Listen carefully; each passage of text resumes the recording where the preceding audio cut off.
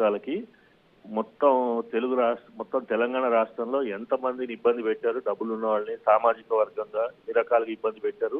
అసలు వాళ్ళకి తెలుసో తెలియదో కానీ మధ్యలో ఇట్లాంటి ఈ పోలీసులను అడ్డం పెట్టుకొని రవీందర్రావు, సాంబశివరావు, ప్రభాకర్ రావు లాంటి వాళ్ళు, భుజంగరావు లాంటి వాళ్ళు ఎట్లా చేశారనేది అన్ని బయటకు వస్తాయండి. తర్వాత భుజంగరావుకి సాంబశివరావుకి 20-30 ఏళ్ల నుంచి ఫ్రెండ్షిప్ ఉందండి. అతను డాన్స్ బార్ నడిపేవాడు సాంబశివరావు, అప్పటి భుజంగరావు ఎస్ఐ. అప్పటి నుంచి వీళ్ళిద్దరికి అనేక రకాల లావాదేవీలు ఉన్నాయి. చాలా మంది బిజినెస్ మ్యాన్ ఇట్లానే బెదిరించి చేశారు. వీళ్ళు మోడస్ ఆఫ్ ఆపరేషన్ ఇదే అండి. మీరు సాంబశివరావుది భుజంగరావుది కాల్ డేటా తీస్తే మీకు మొత్తం బయటకు వస్తాయండి. చివరిగా ఒక్క ప్రశ్న సార్, ఒక్క ప్రశ్న. చాలాసేపటి నుంచి మీరు లైన్లో ఉన్నారు. సో ఇది కేవలం ఒక్క శ్రీనివాస్ గౌడేనా బీఆర్ఎస్ నుంచి, ఇంకా మిగిలిన నాయకులు ఎవరన్నా మీకు టచ్లోకి వచ్చారా బెదిరించలేదండి? అసలు బీఆర్ఎస్ వాళ్ళు మమ్మల్ని ఎవరు, మా జోలికి ఎవరు రాలేదు. మాకు అసలు వాళ్ళు ఎవరు కూడా నిజంగా కూడా ఏ రోజు 10 ఏళ్లలో ఏ సబ్జెక్ట్ లో కూడా ఏ ల్యాండ్ ఇష్యూలో కూడా మా దగ్గరికి రాలేదండి. కానీ ఈ శ్రీనివాస్ గౌడ్, సాంబశివరావు కలిసి ఏంటంటే ఇన్ని ప్రాపర్టీలు ఉన్నాయి ఇక్కడ అని చెప్పి మమ్మల్ని టార్గెట్ చేసిందండి డబ్బుల కోసం. మీరు అన్న ఒక్క మాట నిజంగా మాకందరికీ బాధేస్తుంది, టీవీ చూస్తున్న జనాలకు కూడా బాధేస్తుంది. ఎందుకంటే ఇన్ని వేల కోట్ల వ్యాపారవేత్త మీరు ఒక మాట అన్నారు, నేను కనుక ఈ వేధింపులతో సూసైడ్ చేసుకుని చచ్చిపోతే నా ప్రాపర్టీస్ అన్నింటినీ కూడా లాక్కునే ప్రయత్నం చేశారు అని. సో ఇదే పరిస్థితి మిగిలిన వ్యాపారవేత్తలకు కూడా ఉందా? మిగతా వాళ్ళని ఏం లేదండి. ఇప్పుడు రియల్ ఎస్టేట్ లో నేను one of the big person in Hyderabad. నన్నే ఇట్లా చేస్తే మిగతా వాళ్ళకి ఇది ఏంటంటే ఒక రోల్ మోడల్ క్రియేట్ చేసి నన్ను మీడియాలో అంత ఎక్స్పోజ్ చేసి ఎందుకు అనుకున్నారు? మిగతా వాళ్ళని సైకలాజికల్ గా బెదిరితానికి అందరు భయపడిపోయి శ్రీధర్ని ఇట్లా సతాయించడానికి మనకెందుకు అని చెప్పి నోరు మూసుకొని డబ్బులు సమర్పించుకుంటారు.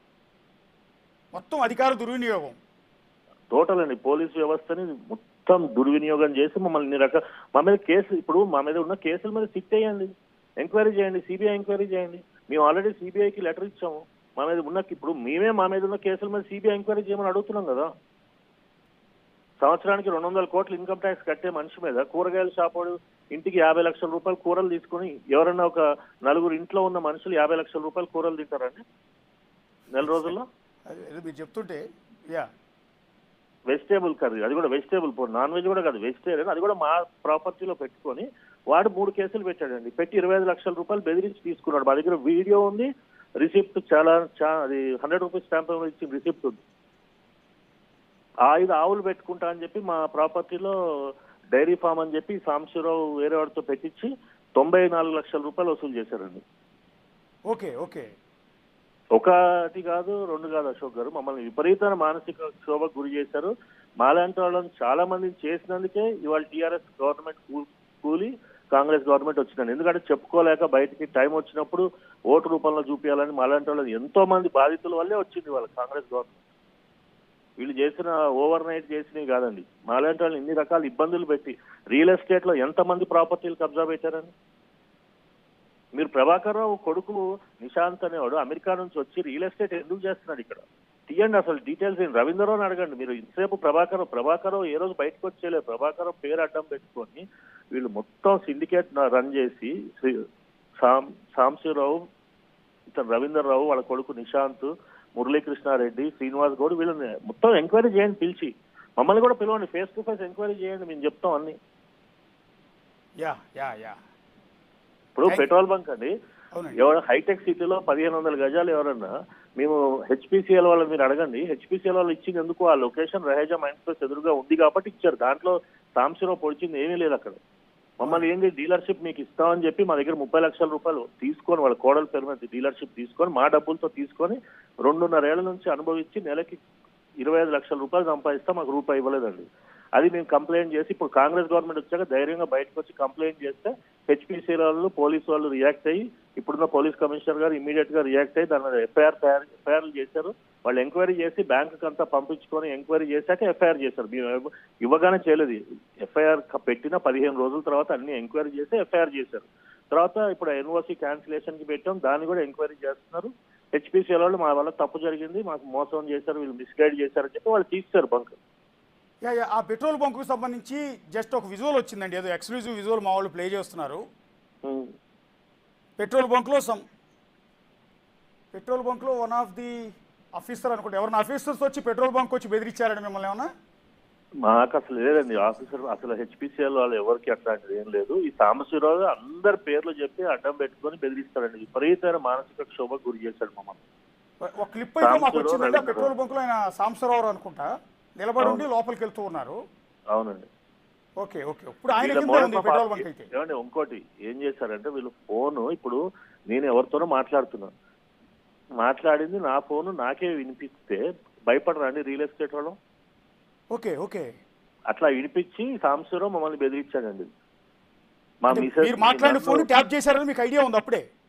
ట్యాప్ చేశారు, కానీ మా మాట ఎవరు వినిపించుకుంటారు మీరు చెప్తే? క్లియర్ గా నేను ఏం మాట్లాడుతున్నా, ఎక్కడికి వెళ్తున్నా, ఎక్కడికి వస్తున్నా ప్రతిదీ మమ్మల్ని అడిగేవాళ్ళు. సాంబశివరావు వచ్చి సార్ ఇవాళ మీరు వాళ్ళకి డబ్బులు ఇచ్చారంట కదా, మీరు ఆ ప్రాపర్టీ కొన్నారంట కదా, ఈ ప్రాపర్టీ కొన్నారంట కదా అని మమ్మల్ని అడిగేసరికి ఏం చేస్తాం, భయపడిపోయి డబ్బులు ఇచ్చాం. అది భుజంగరావు ద్వారా ఇతనికి వచ్చింది ఇన్ఫో. అవునండి, మొత్తం భుజంగరావు ప్రణీత్ రావుని పెట్టుకొని ఇన్ఫర్మేషన్ తీసుకొచ్చాం.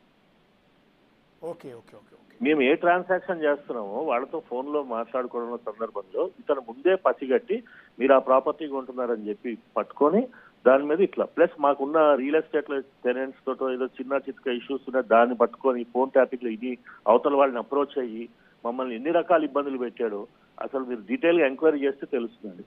ప్రతి ఎపిసోడ్ మేము ఇవ్వగలం.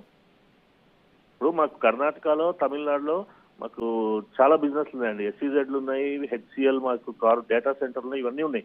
మాకు ఎక్కడ కేసులు లేవు. కర్ణాటకలో కానీ తమిళనాడులో కానీ ఒక్క కేసు లేదు మాకు. హైదరాబాద్ లో, సైబరాబాద్ లో ఇన్ని కేసులు ఒకటేసారి వారం రోజుల వ్యవధిలో ఎందుకు అవుతాయండి?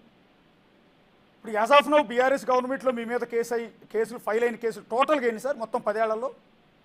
10 ఏళ్లలో ఏం లేదండి. ఈ 2021 నుంచి ఇప్పటిదాకా ఒక 20 కేసులు ఫైల్ చేశానండి. 20 కేసులు ఇప్పటికీ కోర్టుల చుట్టూ తిరుగుతున్నారు. కోర్టులో చాలా వరకు కోర్టు ఏం చేసిందంటే కనీసం ఫాంట్ అన్నా మార్చండి అని చెప్పి అప్పుడు ఈ 13 కేసులు ఫైల్ అవగానే మేము హైకోర్టుకి వెళ్తే not to arrest in any case. ఇదంతా అంటే కనీసం మీరు కంప్లైంట్ ఫాంట్ కూడా మార్చలేదని కోర్టు అక్షంతలేసి మీకు కావాలంటే ఆ కోర్టు ఆర్డర్ పెడతానండి. క్లియర్ గా నాట్ టు అరెస్ట్, నన్ను కానీ మా వైఫ్ ని కానీ అరెస్ట్ చేయడానికి వీల్లేదని చెప్పి క్లియర్ గా హైకోర్టు వారం రోజులను అబ్జర్వ్ చేసి ఇచ్చేసింది not to arrest in any case అని. ఈ ప్రభాకర్ రావు కానీ భుజంగరావు కానీ వీళ్ళందరూ ఎన్నిసార్లు అరెస్ట్ చేయించుంటారు సార్ 21 తర్వాత? 21లోనండి. ఫస్ట్ టైం అరెస్ట్ చేస్తే బెయిల్ ఇచ్చేశారు. ఇది 41 సివిల్ సంబంధించిన ఇష్యూ. రెండోసారి కూరగాయలకు సంబంధించిన కేసులో నేను బెంగళూరు ఇట్లా అరెస్ట్ కాగానే బెంగళూరు వెళ్ళాను. బెంగళూరు వెళ్తే నన్ను ఒక రాత్రి నేను మా సైట్కి వెళ్తుంటే, గెస్ట్ హౌస్ లోంచి సైట్కి వెళ్తుంటే అండి అర్ధరాత్రి పికప్ చేసుకొని అక్కడ కోర్టులో కూడా సరెండర్ చేయకుండా తీసుకొచ్చి ఇక్కడ బెదిరించి ఈ మమ్మల్ని డబ్బులు తీసుకొని అప్పుడు జైల్లో మళ్ళీ జడ్జి దగ్గర తీసుకెళ్లి దగ్గరుండి అరెస్ట్ చేయించారండి. ఇంత ఇబ్బందులకు గురయ్యారు కదా శ్రీధర్ గారు, కనీసం ఆ రోజు ఏ మీడియా ముందుకు వచ్చి మీ గోడు చెప్పుకునే ప్రయత్నం చేయలేదా? నిజంగా కూడా అశోక్ గారు అసలు మీడియాకు వచ్చి చెప్పాలనే అంత ఆ రోజున అసలు బతికితే చాలనే పరిస్థితిలో ఉన్నామండి. నేను, మా కుటుంబం, మా పేరెంట్స్, మా ఇన్లాస్ అందరం నేను బతికితే చాలు అనే పరిస్థితిలో ఉన్నాము. మొత్తం మా ప్రాపర్టీలు కబ్జా అయిపోయినాయి. మళ్ళీ కాంగ్రెస్ గవర్నమెంట్ వచ్చాక ఒక్కొక్కటి తీసుకుంటున్నామండి. ఉందా అసలు మీడియా సహకారం ఉందా పోనీ మీకు? మీడియా సహకారం అప్పుడు లేదండి. అంటే ఆ రోజు ఒకవేళ నిజంగా సంజయ్ శ్రీధర్ వచ్చి ఒక ప్రెస్ మీట్ పెట్టి ఈ రవీంద్రరావు అరాచకాలు, ప్రభాకర్ రావు అరాచకాలు, భుజంగరావు అరాచకాలు ఇవన్నీ చెప్పే ప్రయత్నం చేస్తే మీడియాలో కవరేజ్ వచ్చి ఉండేదంటారా? ఆ రోజున ఎక్కడొచ్చేదండి మీకు తెలీదా? అసలు ఆ రోజున మీడియాకు స్వాతంత్రం ఎక్కడుంది? ఓకే, మీడియా స్వాతంత్రం ఎక్కడుందండి ఆ రోజున? కాంగ్రెస్ గవర్నమెంట్ వచ్చాకే మీడియాకు స్వాతంత్రం వచ్చింది. కానీ కనీసం యూట్యూబ్ ఛానళ్లలో